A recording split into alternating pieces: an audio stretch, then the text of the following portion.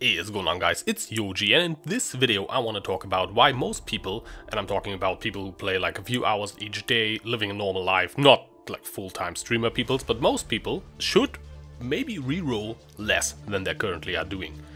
They shouldn't reroll as early, they should try to reach higher character levels, and with that better gear, do more endgamey content and see more of the game. Because I think they might actually enjoy the game more if they stop rerolling as early as like 75, 80, 85 character level, and maybe try to get to 90, 95 or even higher levels, and especially higher gear levels, even if you like start dying every now and then and don't even get to like level 96, 97, 98, whatever. And yeah, just keep playing for longer on the same character and try to reach higher content, because I think there's a lot of content that many people, maybe most of you, haven't ever like really seen outside of streamers playing it, and there's actually really enjoyable content there. So I think not rerolling can get you there, and in this video I will explain why I think not rerolling can actually help you maybe make more currency that you normally would be able to. So first of all, the first reason why not rerolling twin characters as early could help you get more currency is twin gear costs currency, costs money.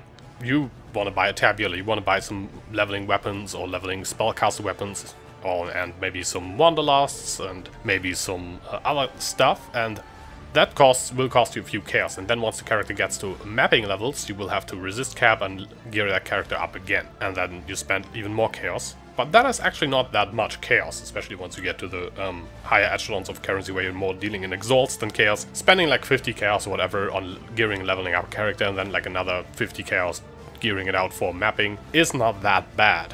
The problem is, if you only play, let's say, 8 to 10 hours of PoE each week, 2 hours a day, 1 hour a day, and you usually take something between 8 and 12 hours, let's say, is a good leveling time. That's already a fast leveling time to get there. That's time you spend not mapping, not making currency, not running the higher tier content that will get you more currency than leveling. Because let's face it, while leveling you usually maybe find one lucky exalt here and there, but that's actually rare. Normally you don't really make any currency at all while you level up. You're losing 1 week, roughly, like 4 to 5 days of progress leveling up the new character where you're not mapping, and then you're starting on the low maps again, while your other characters could already be running red tier maps, or maybe like tier 10s at least, and making more currency because you have higher mob density, you can roll more quant on your map mods, maybe start sextanting, running higher level boss content, all that kind of stuff.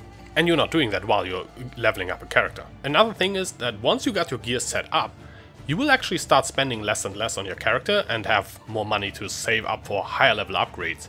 Let's say you got everything geared up so that you can run, let's say, tier 11, tier 12 maps without a problem. That's actually when you can start saving up currency, and because you don't have to upgrade like your 10C helmet to a 20C helmet, you don't have to upgrade your 5C boots to 10C boots, you can actually start looking forward to maybe investing into several exalt, like 1 or 2 exalt item pieces, like 100C, 150C, 200C upgrade, and actually make your character a lot stronger than you might be used to, because you will also start making more money as your character starts farming faster and faster. Your character will become stronger. And once, for example, once you got your 6 link, you can actually start selling those fusings for exalts, and fusings usually go for a quite good ratio. So you can actually start investing the currency that you don't need for your character upgrades anymore towards your characters in other, like converted to other stuff. You can sell fusings, buy fossils, start fossil crafting, for example, or buy essences, start essence crafting. And you can actually invest the currency that you don't need for your own upgrades anymore to start crafting for profit as well.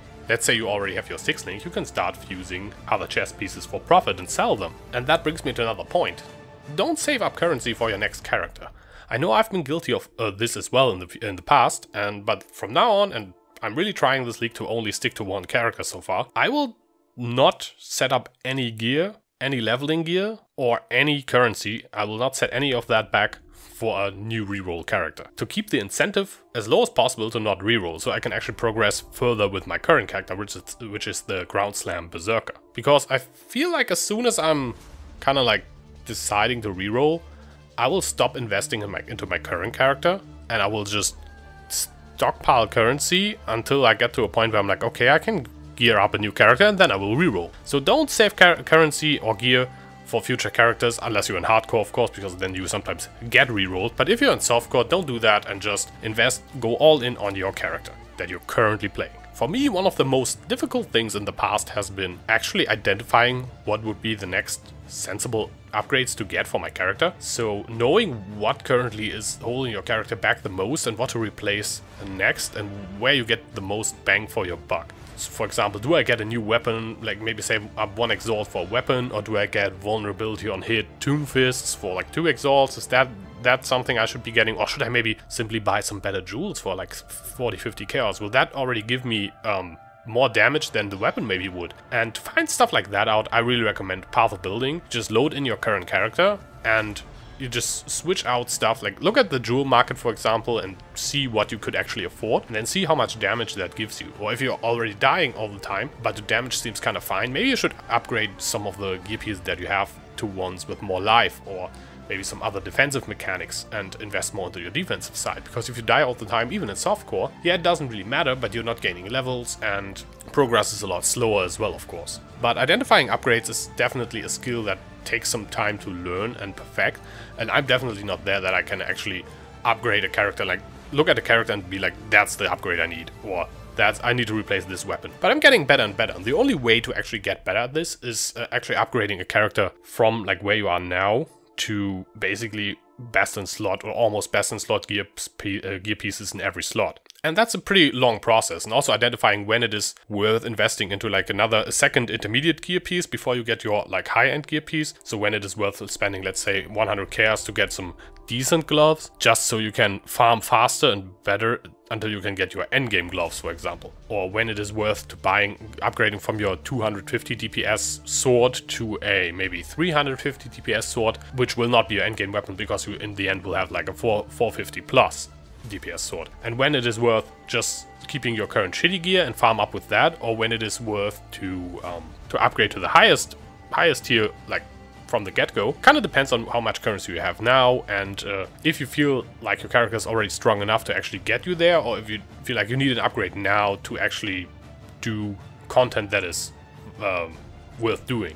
So always keep your eyes on the next reachable upgrades, but also plan ahead for the end game. And how I do that is I usually try to keep like 2 to 3 crafting projects running that I keep in mind, where I save up crafting materials for this character to upgrade gear pieces that I want to upgrade in the future. But not more, because I have too many crafting projects. I usually feel like they're not progressing fast enough to keep me engaged and excited in the process. So usually I try to have like 2, maybe 3.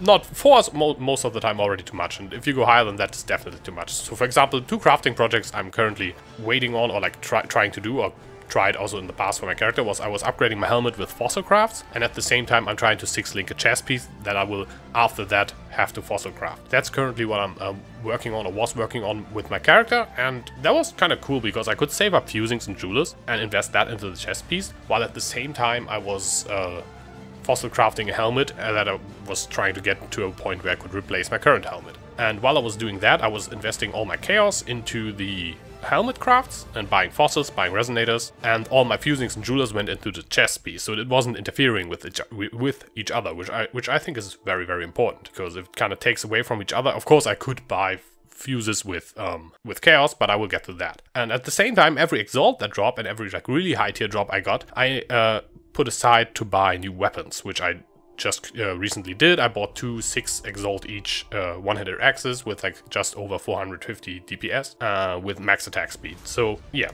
my chest is still not linked, but I'm still working on that. My helmet is kind of okay right now, and I got 2 axes that I don't have to replace in the wild. So now I'm looking at what's my next possible upgrade. And I think that's always a good process to be in, to look at what's your next possible upgrade, have a few projects running to keep you engaged. That way you don't get bored with upgrading character too soon, and you can actually keep playing it longer. But one trap you can easily fall into is that you all in your currency into one craft.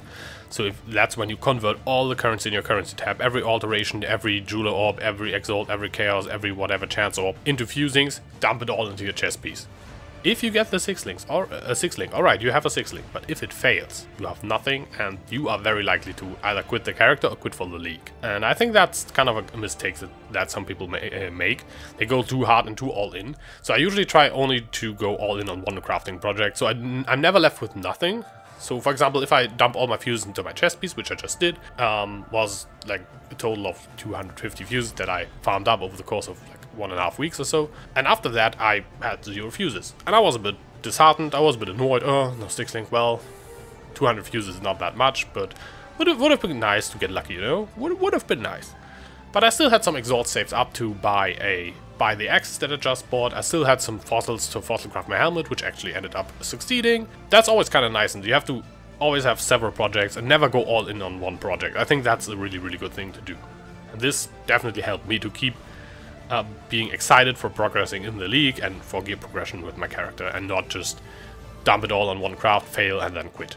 Now, the last tip I have for you is you have to roll a fun build that's fun for you. Of course, you have to learn which builds are fun for you, but I think what's, for me at least, what helps me a lot to keep playing a character longer is if the build is not too clunky, if it has some ease of play to it, that really helps longevity. Because you have like this really complex build where you have to press 15 buttons to kill each pack.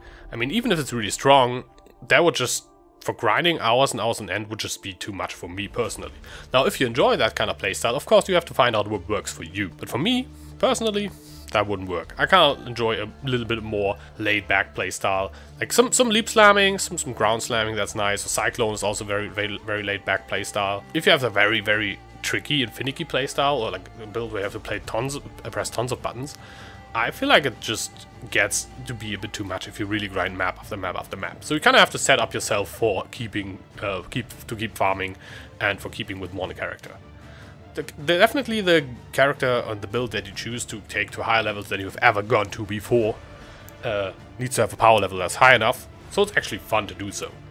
And that's it has to be a character that's somewhat interesting to gear and has a high enough power ceiling. So it has to be a build that gets can actually do most content in the game.